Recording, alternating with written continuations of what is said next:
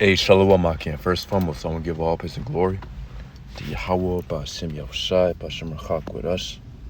Double honors unto the elders, apostles of Great Millstone, the elders of Great Millstone, of course.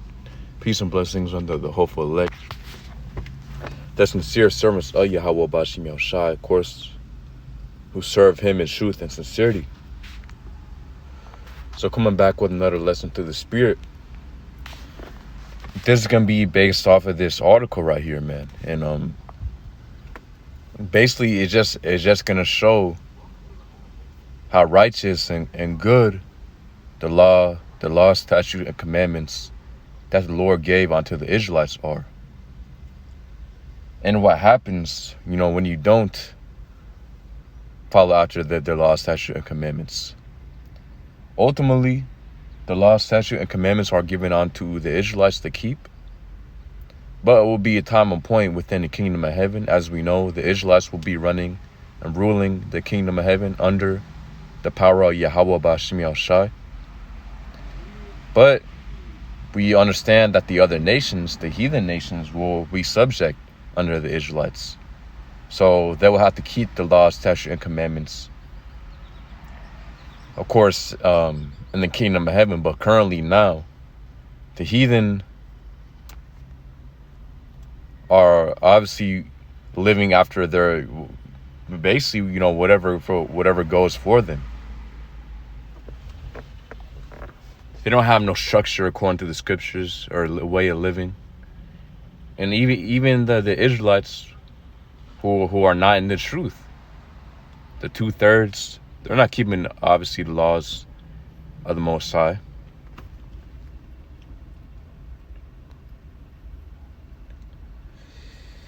But we understand when the heathen are in rulership, the earth becomes in a disquieted state.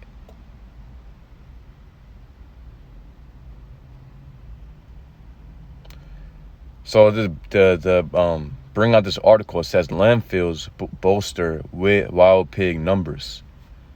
It said landfills may bolster wild pig numbers by providing a supplemental force or a food source, increasing their size and boosting reproduction.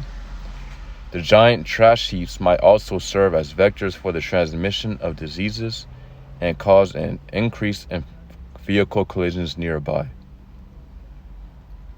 Nobody is highlighting this problem of wild pigs and landfills, said TWS member John Mayer, research of the and development manager of the Savannah River National Laboratory of Savannah River Nuclear Solutions. Yep. So it says Mayer has been studying wild pigs since 1973 while talking with his colleague John Kilgo from U.S. Forest Service Southern Research Station, also a TWS member who was running telemetry, tracking research on wild pigs. Yeah, so basically you get the point. Goes on to say these things were huge, much larger than some of the pigs we usually see on the site, but there was something going on at that landfill that was out of the ordinary. Yeah, I mean, and these pigs are doing nothing more, man, than just doing their job. We know, obviously, within the scriptures, you got clean animals and you got unclean animals, meaning you got clean animals that you can eat, and obviously there's the unclean animals we're not supposed to eat. Why? Because the unclean animals have their own purpose within the earth, and obviously eating them, us eating them is not one of them. We're not supposed to, we're not made, or speaking about us Israelites first and foremost, we're not ordained and commanded to eat these unclean animals. Why? Because, for example, like the pig, they're meant to be scavengers. They're meant to literally eat the trash of the earth. That's their function. They're scavengers. You got vultures. You got certain type of worms. Flies and stuff. And they basically eat all the trash that's on the earth. They decompose and all that.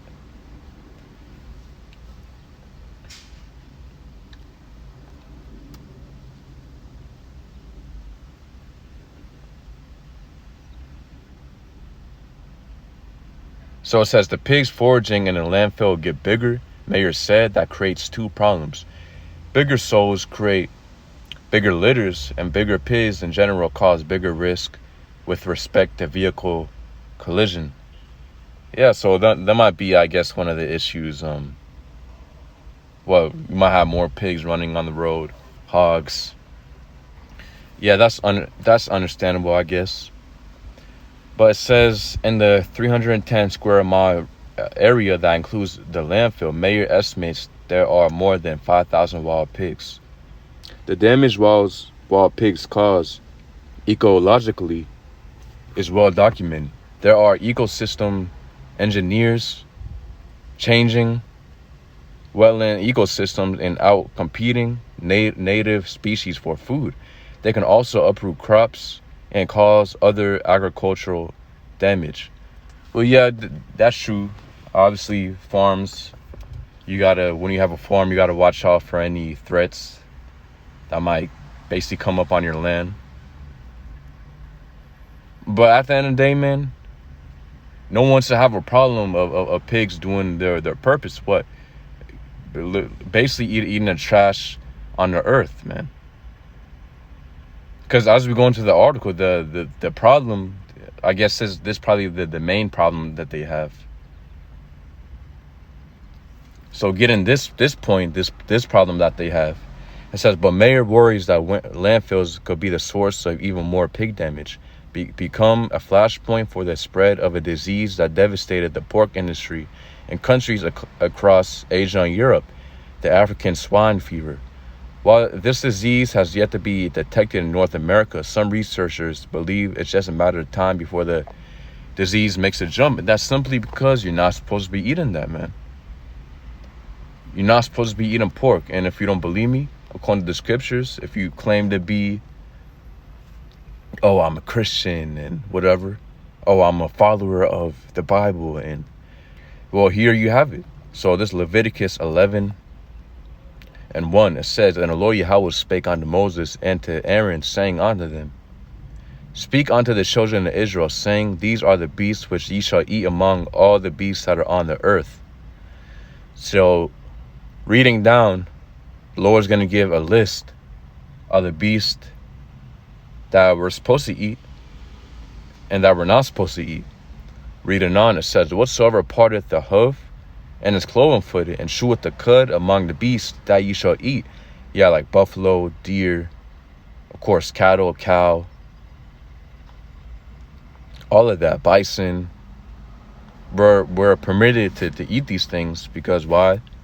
They part the hoof, they're cloven-footed, and they chew the cud. So we're permitted to eat those particular things that fit those descriptions.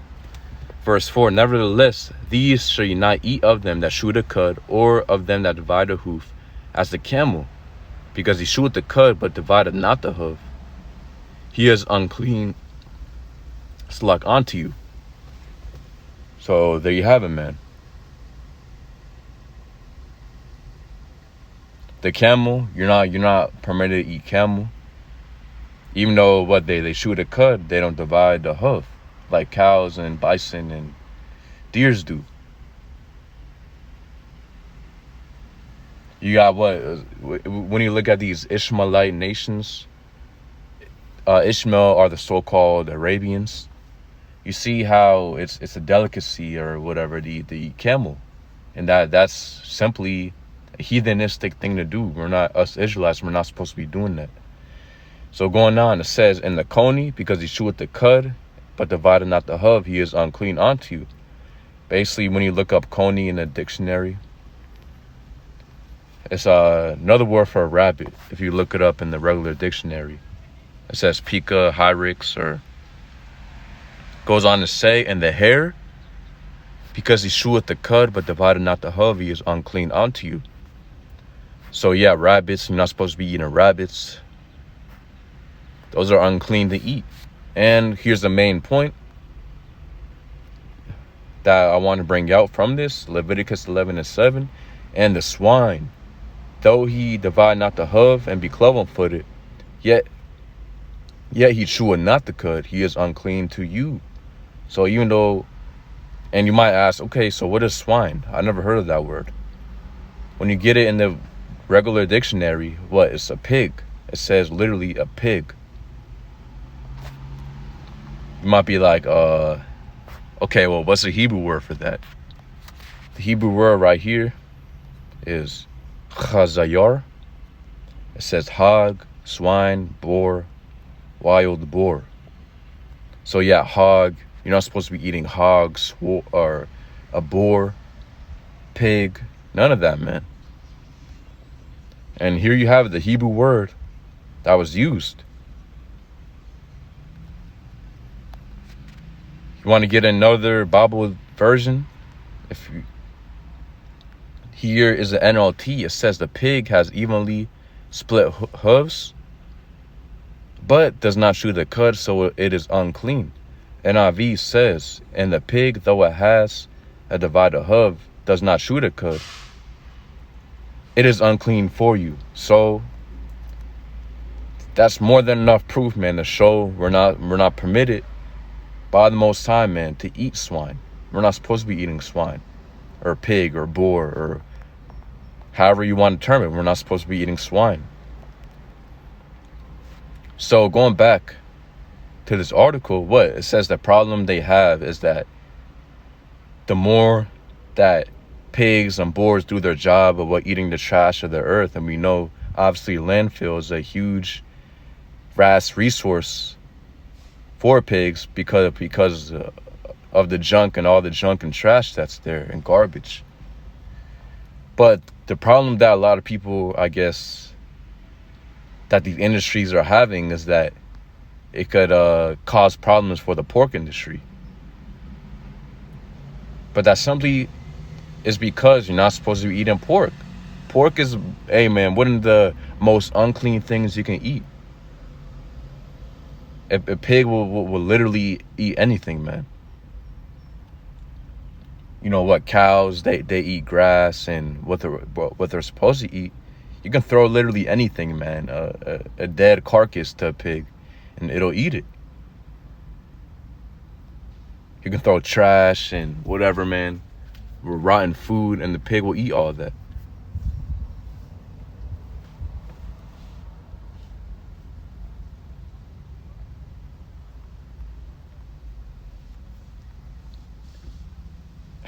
So again, the pork, the swine fever can simply be solved if literally eating pork was banned. But we know Esau, the so-called white man, and these other nations, the heathen, such as the Moab, so-called Chinese, Ammon, so-called Japanese, Ham, so-called Africans, Ishmael, so-called Arabians, Elam, so-called Indians. Those are all, of course, the biblical nations, or those are all the biblical names for these current day nations. So simply, if again eating pork was banned, then a lot of problems would be solved, man. A lot of diseases wouldn't be, of course, out here. But again, the heathen are in rulership. The heathen are governing the earth currently. That's why we need order. That's why ultimately we need the Heavenly Father to send back His Son Yahushua to establish order, and once again on the earth, man. And the earth will be ran according to the law, statutes, and commandments.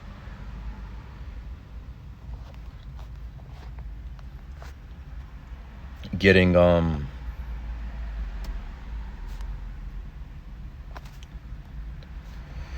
Proverbs 30:21, for 3 things the earth is disquieted, and for 4 which it cannot bear. So right here, Solomon is about to give you 4 things for why the earth is disquieted. It says, so one of the reasons goes on to say in verse 22, for a servant when he reigneth, and a fool when he is filled with meat. We know at the end of the day, Esau, so-called white man. Of course, we know not all so-called white men are Edomites, or people with so-called white skin are Edomites. But we know, of course, the majority of them are, because we know the so-called white man fits the Edomites. Literally, how the scriptures describe the Edomites to be like, what they will do. The so-called white man fits that description, man. Because just look at what they've done in history to our people, what the Israelites, so-called Negroes, Native Americans, Latinos, what they've done to our people. What are they doing? What they're doing on the earth, the laws that they're passing, and everything that they're allowing, all the wickedness and that's going throughout what the education system and to our children, the things that they're permitting. We know that the so-called white men are the Edomites, man, so-called white people. But of course, not all so-called white people are Edomites, because you're gonna have a simple, so-called Christian who comes up on my comment board saying, "Oh, that's not true," or it's not about, whatever.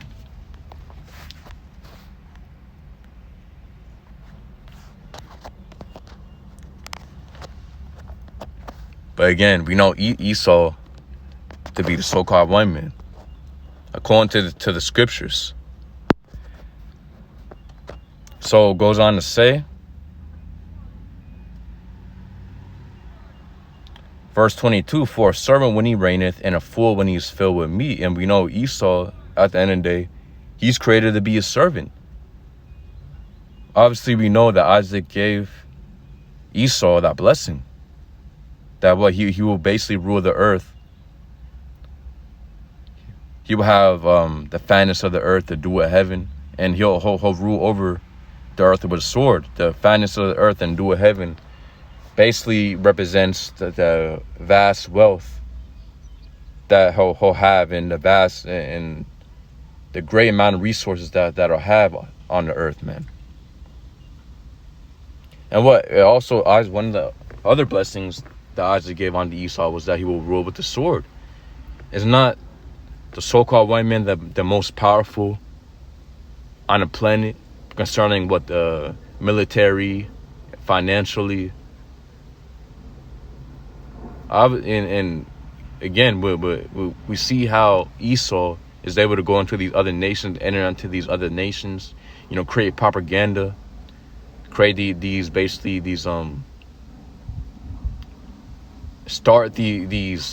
start and force these conflicts so that he'll have a reason to raid these other countries and take the resources from them. He'll invade these other countries with the sword. We know the modern day sword is a military, sending his military, and the ultimate sword are the nuclear missiles. But as the scriptures say, or literally the scriptures prophesy Esau to be a servant, and literally describe him to be a servant. You got scriptures like basically saying how Esau is the basis of all men. Literally, he's the lowest of all people. He's the lowest nation on the planet Earth. Other scriptures like over here, Genesis 25 and 23, and the Lord Yahweh said, and this is the Lord Yahweh speaking on to Rebecca. Obviously, we know Rebecca to be the mother of Jacob and Esau. It says Genesis 25 and 23. The Lord Yahweh said unto her, 2 nations are in thy womb, and 2 manner of people shall be separated from thy bowels. The one people shall be stronger than the other people, and the elder shall serve the younger. Because obviously we know from Jacob came, obviously, Jacob's name was changed unto Israel. And you see how the 12 tribes of the nation of Israel came forth. And then you have Esau.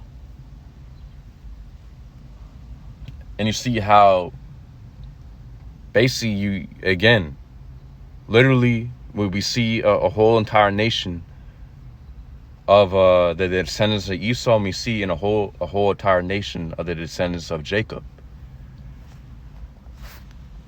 And at the end of the day, it's prophesied that Esau will serve the younger. As it says right here, the elder shall serve the younger, because we know Esau was born first. Jacob came out holding the heel of Esau. So Esau is the elder. Esau is older than Jacob. So he's the elder. So the elder shall serve the younger. Other scriptures like, he that leadeth into captivity shall go into captivity. You got other scriptures like Isaiah 14. So it's prophesied. And literally, man, Esau is made to be a servant. And you got what? Psalm 60 and 8. Moab is my washpot. Over Edom will I cast out my shoe. Philistia, triumph thou because of me. Yeah, Moab as my washpot.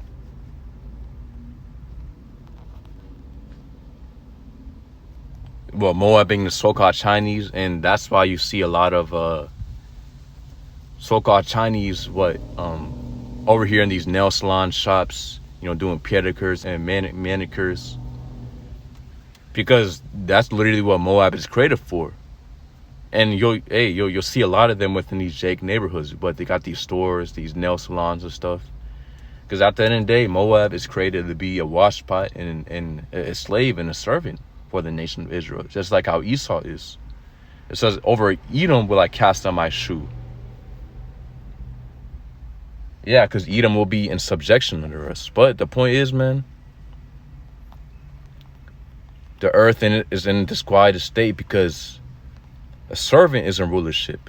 A servant is filled with meat, filled with wealth and all these riches and all these things that the eye could desire. Esau has all of that, man. And we see how he completely failed, man, to govern the earth ever since the power was given unto him to rule over the earth. Because the Lord ordains who's running the earth. And right now, the Lord has it where Esau's running the earth. We see how Esau has completely failed, man, to take care and govern the earth. That's why you see articles like this coming about. Confusion. Continue on the article, it says the virus can persist in uncooked pork products that people may bring with them while traveling. Even if airport custom officials flag the food that often gets disposed in landfills, if living pigs come into contact with contaminated meat, they could contract a disease. And simply, even if you do cook pork, man, it was this one story of this one guy. They found hundreds of worms, literally parasites within this guy, because he basically ate a vast amount of pork.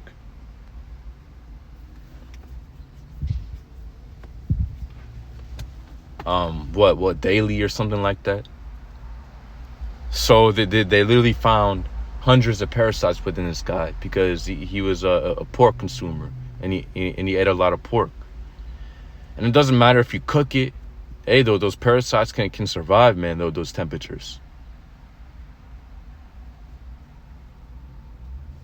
But certain viruses can still persist within those. So, hey, man, the point is you're not supposed to be eating that shit, man.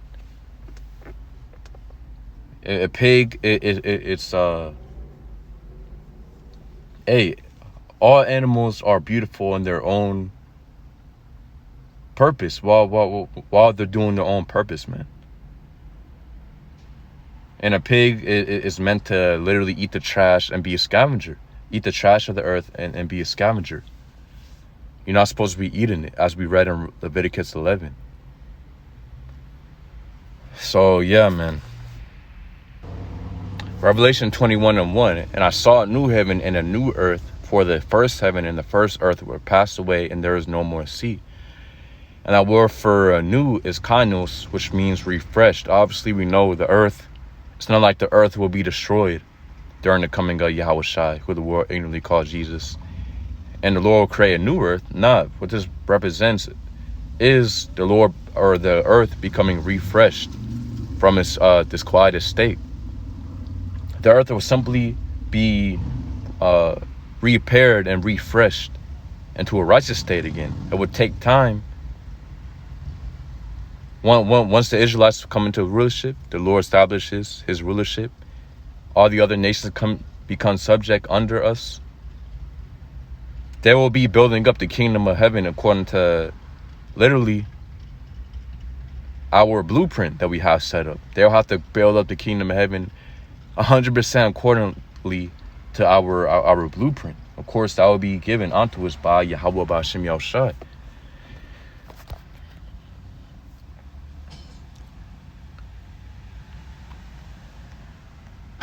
It says, verse 2, and I, John the Revelator, saw the holy city, New Jerusalem, coming down from the Most High out of heaven, prepared as a bride adorned for her husband.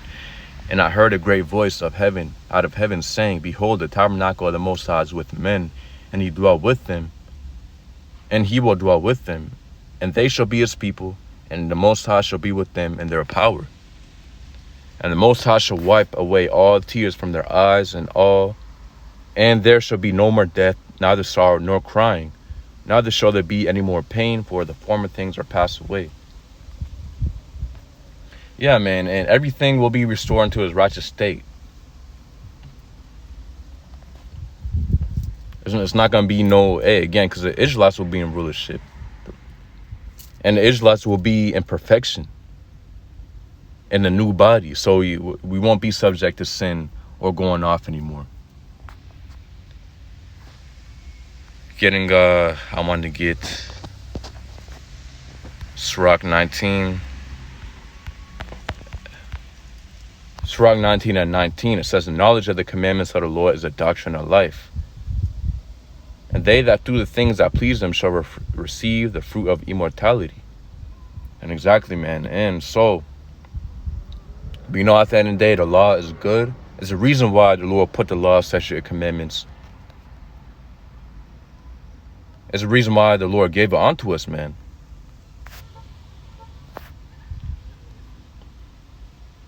So we went after literally problems like this. And this is one of the many problems, man, that comes when you don't keep the law, statute, and commandments. Where a nation isn't set up after the law, statute, and commandments according to the scriptures. Like this man right here, this article. And again, this is one of the many things, man,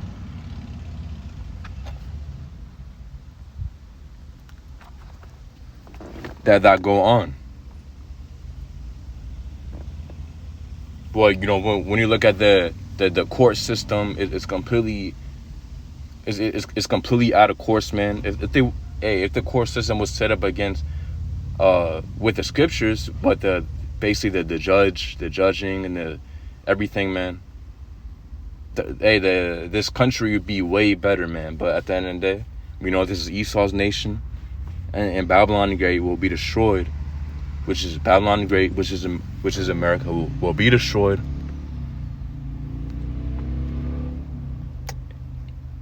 And the Israelites will be set up after Esau is down from his rulership.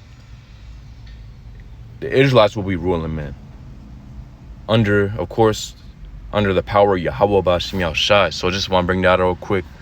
Those really brothers out there edified. Yahweh B'Hashem Yahushai. B'Hashem Makak with Thumb. Shalom.